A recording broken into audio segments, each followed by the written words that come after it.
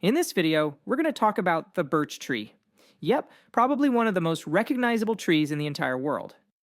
I mean, just look at it. With that striking beauty and its delicate leaves, it's a true pioneer species.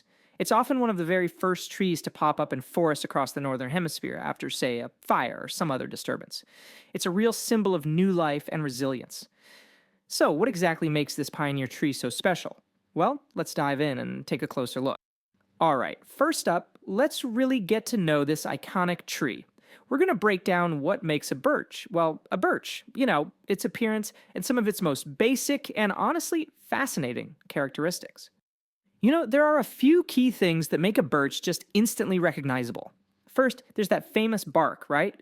It's got these horizontal lines called lenticels. Think of them like pores that help the tree breathe. And the leaves, they're simple and serrated, and they turn this absolutely brilliant yellow in the fall. Then, in the spring, you'll see these long, dangling flower clusters called catkins. And here's a really cool fact. Birch trees are monoecious. What does that mean? It means a single tree has both male and female flowers working together. Pretty efficient, huh?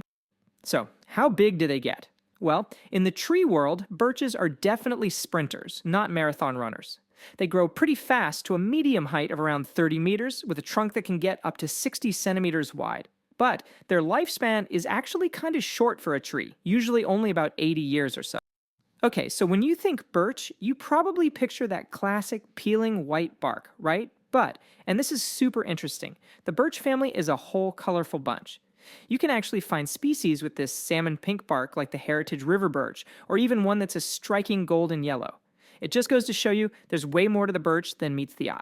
Okay, so now we know what a birch looks like, but where in the world would you actually find one? Let's take a look at the global footprint of this incredibly hardy tree. Birches are true northern specialists. I mean, they basically wrap around the entire globe in this big band of temperate and boreal climates. Their secret weapon? They can thrive in cool weather, and they're super fast at colonizing open ground.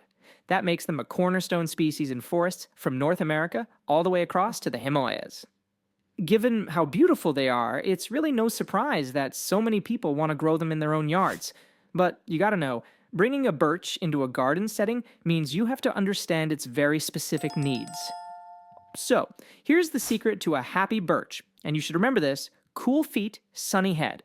What that means is their shallow roots absolutely hate hot, dry soil, so planting them where the ground stays shaded is so important. At the same time, you've got to make sure the leaves get plenty of sun to really thrive. So yeah, a good thick layer of mulch and some deep watering every now and then, those are going to be your best friends.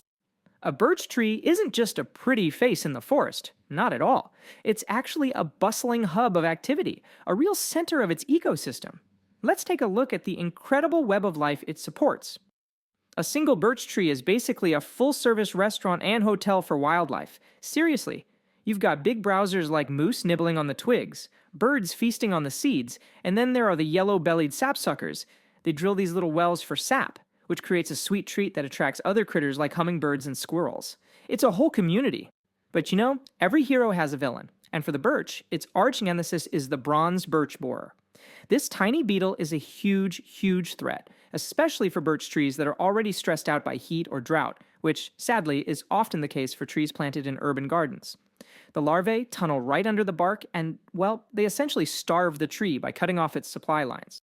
And the impact of a borer attack is just devastating. You can see it here. The classic symptom is dieback, right at the top of the tree. And that's a clear sign that its flow of water and nutrients is being choked off from the inside.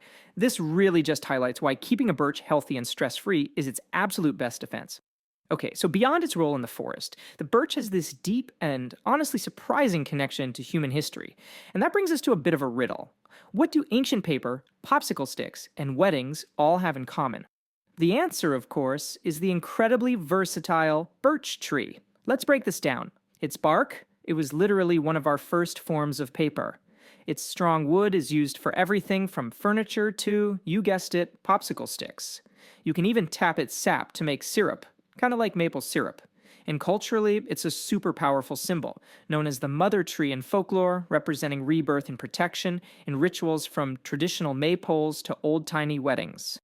And this really brings us to a final thought. The birch is a symbol of resilience. It's the first tree to bring life back to a barren landscape. It doesn't just survive, it actually paves the way for the entire forest to return. It's a powerful reminder that new beginnings can emerge from even the most challenging conditions. It really makes you think, what can we learn from its resilience? Alright, that is it for this video, everyone. Thank you for watching. Please make sure you're subscribed to our YouTube channel, and I'll see you in the next video.